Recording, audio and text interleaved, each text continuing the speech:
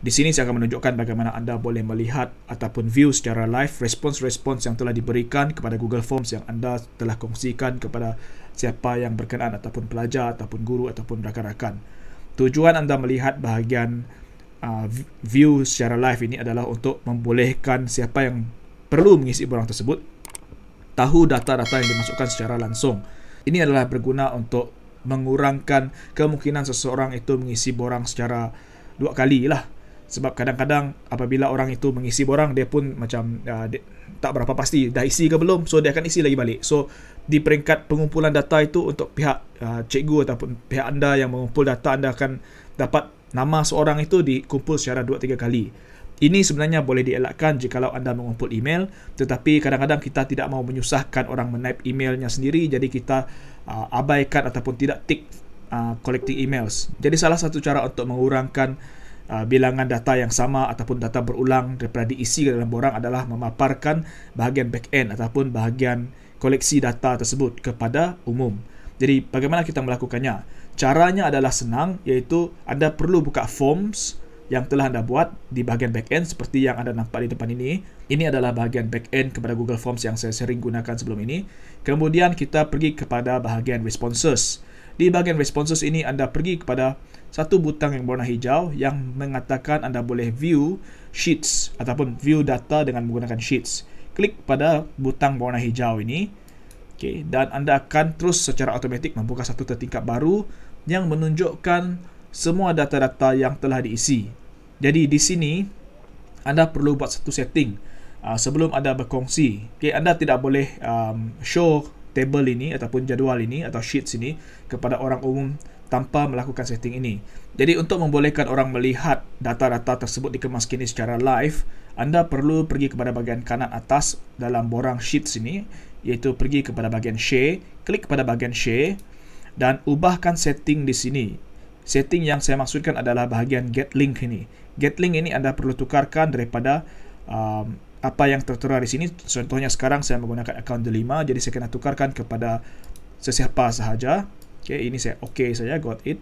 Okay, tukarkan kepada anyone with link. Okay, kalau anda menggunakan anyone with link, maksudnya sesiapa sahaja yang ada pautan ini boleh melihat spreadsheet tersebut. Dan anda tukarkan bahagian ini, viewer. Okay, pastikan ianya adalah viewer. Okay, viewer boleh, komentar boleh, tetapi editor jangan. Jangan pilih editor, sebab kalau anda memilih editor, nanti dia sesiapa yang ada link tersebut, dia boleh mengubah data tersebut. Jadi kita pilih antara viewer dan komentar sahaja.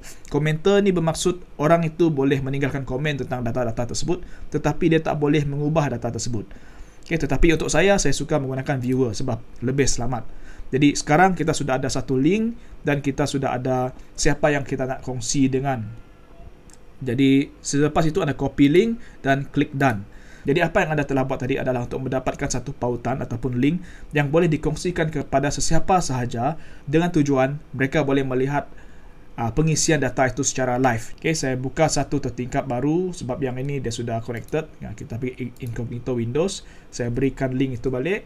Okay, jadi sekarang siapa yang menjadi pemerhati ataupun siapa yang menerima link tersebut hanya boleh melihat sahaja data tersebut diisi. Anda lihat, okay, dia cuma boleh view only, dia tak boleh tukar. Okay, jadi apabila data itu dikemas kini secara langsung, dia boleh melihat data itu terus tanpa perlu bertanya kepada anda, saya sudah isi ke belum dan sebagainya. Jadi sekarang saya cuba tunjukkan bagaimana pengisian data itu berlaku. Anda lihat, saya akan pecahkan tingkap ini kepada 2. Okay, yang ini saya copy supaya saya boleh isikan datanya. Okay, anda lihat. Okay, jadi saya pecahkan skrin ini kepada 2. Okay, di bahagian kiri adalah skrin pengisian, di bahagian kanan adalah apa yang saya perlu isi ataupun data-data yang saya akan isi. Okay, jadi sekarang saya masukkan email, saya isikan nama. Okay, saya letak saja apa-apa sajalah. Okay, dan saya pilih kelas dan saya tekan next. Anda lihat pada sebelah kanan. Okay, yang ini perlu jawab sedikit soalan. Jadi sekarang apabila saya tekan butang submit, anda lihat apa yang berlaku kepada bahagian sebelah kiri.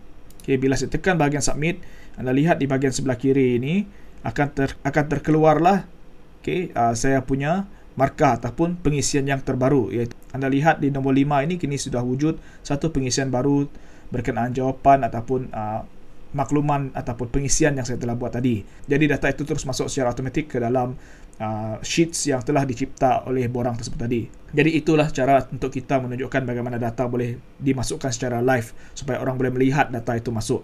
Anda perlu ingat bahawa data yang telah dimasukkan tadi dia adalah cuma ditunjukkan apabila sudah selesai borang itu disubmit.